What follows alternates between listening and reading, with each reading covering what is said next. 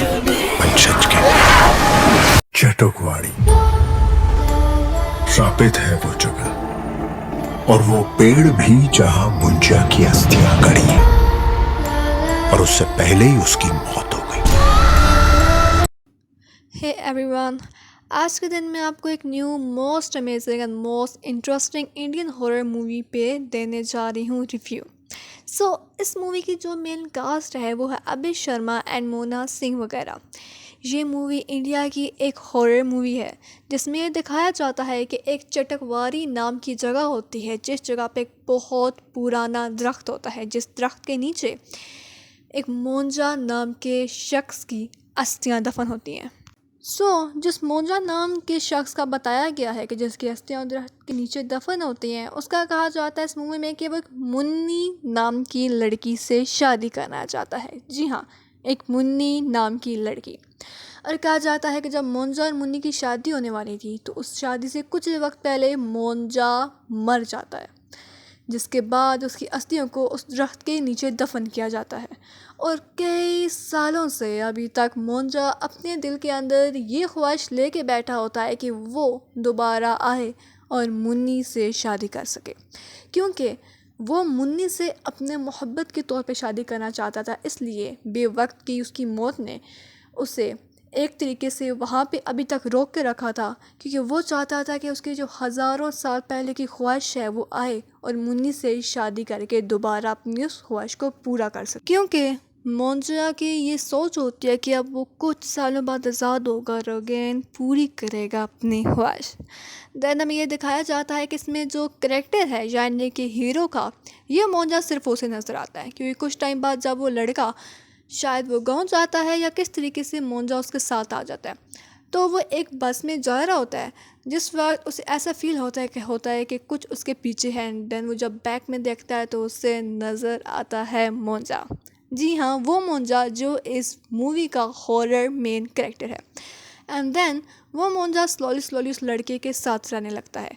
वो उसे हर जगह अपने साथ फील होता है, एंड इवन दो मोंजा उस लड़के को अपने काबू में करने की प्रॉपर वे में कोशिश करता है।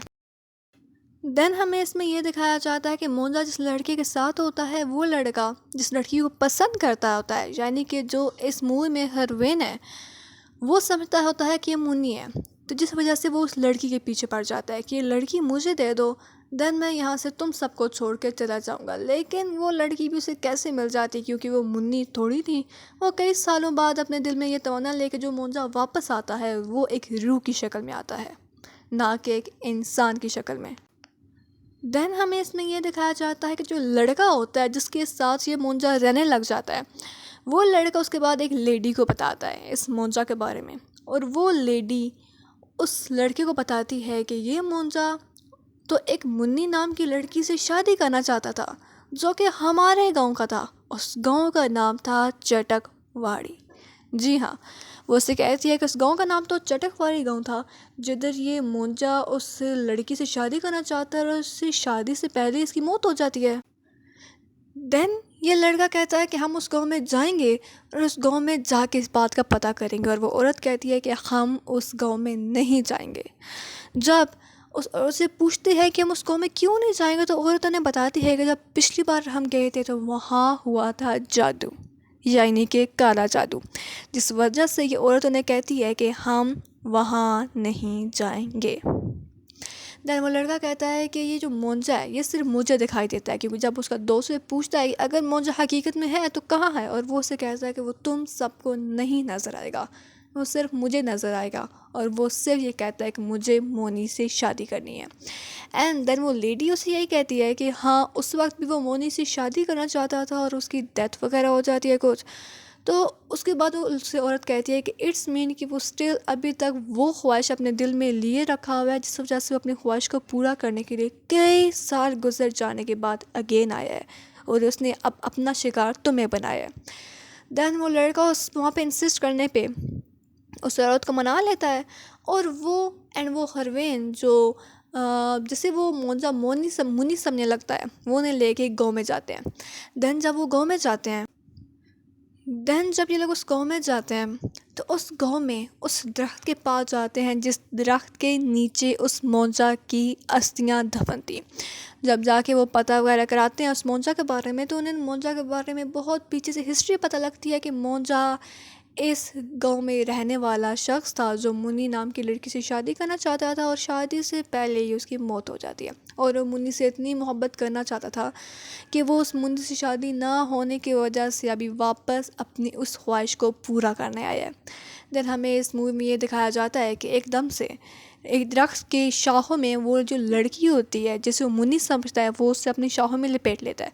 एंड देन कुछ देर बाद हमें ये दिखाया जाता है कि एक लेडी आती है जिसके हाथों में एक तलवार होती है और वो उस मौजा को कहती है कि इसको छोड़ दे, क्योंकि वो मौजा को बहुत पहले से जानती होती है।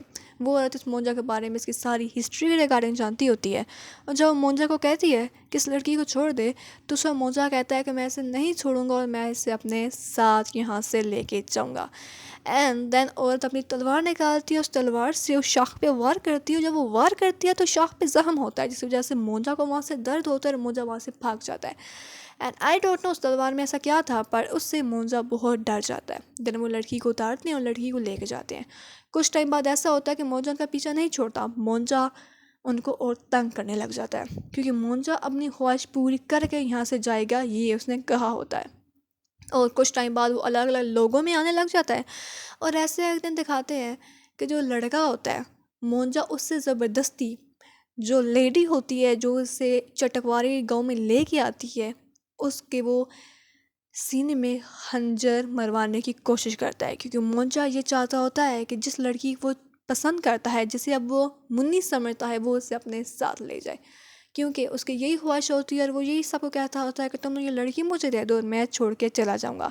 देन इस मूवी में हमें यह दिखाया जाता है कि जो लड़का और लड़की हैं देन वो लोग उस मौजे के रिगार्डिंग जब सारी इन्फॉर्मेशन उस गाँव से निकलवाते हैं और देन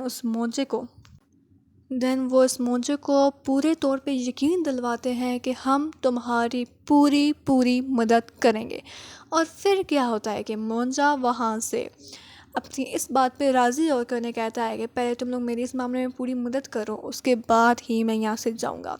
देन इस मूवी में ये दिखाया जाता है कि वो मौजे के पूरी तौर पे हेल्प कर देते हैं और मौजा देन वहाँ से सिर्फ एंड में चला जाता है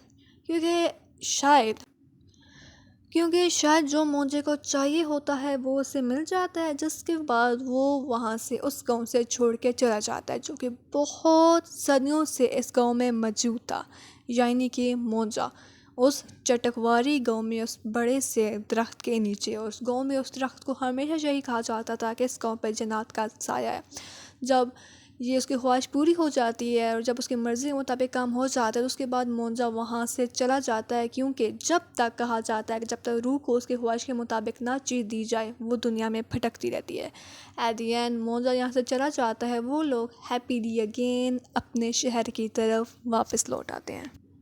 ये मौजा नाम की इंडियन हॉरर मूवी तमाम हिंदी फिल्मों के देखने वालों के लिए एक मज़ेदार फिल्म है। इस फिल्म ने मेरे दिमाग में एक बहुत गहरा असर डाला है। इसमें सब के सब एक आला किरदार शामिल है जिनका काम ही इतना आला है कि इस मूवी को देखने से हमें इसमें कॉमेडी प्लस हॉरर दोनों का टेस्ट लाजमी मिलता है।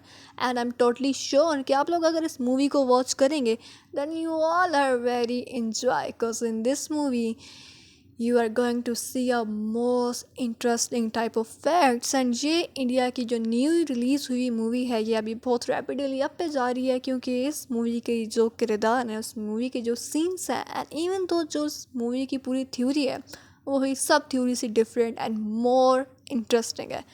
And I really recommend it to all of you to watch this movie. It's such a great and I hope so आप सबको इस रिव्यू से कुछ ना कुछ जो इस मूवी का अंदाज़ा हो गया होगा। And so keep watching and keep following me for watching this type of more interesting movie review.